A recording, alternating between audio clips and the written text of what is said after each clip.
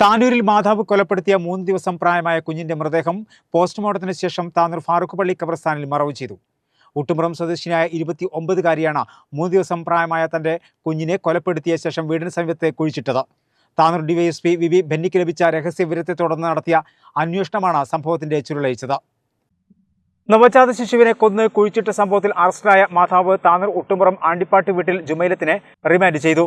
Parappanangadi judicial first class കോടതിയിൽ ഹാജരാക്കിയാണ് remand ചെയ്തത്.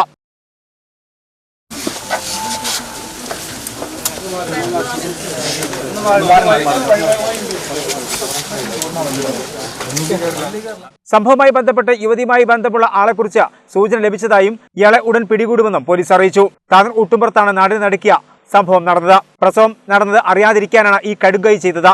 രഹസ്യവിവരത്തെ തുടർന്ന് പോലീസ് സംഘം യുവതിയെ സ്റ്റേഷനിലെത്തിച്ച് ചോദ്യം ചെയ്തപ്പോഴാണ് കുറ്റസമ്മതം നടത്തിയത്.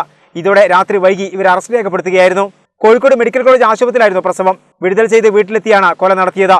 വീടിന് അരികുപറ്റിയുള്ള പറമ്പിൽ തന്നെ കുഴിച്ചിടുകയും ചെയ്തു. തിരൂർ തഹസിൽദാർ ഷീജ, ഡിവൈഎസ്പി വിവി ബെന്നി, CI ജെ മാത്യു എന്നിവരുടെ സാന്നിധ്യത്തിലാണ് ജഡം പുറത്തെടുത്തത്.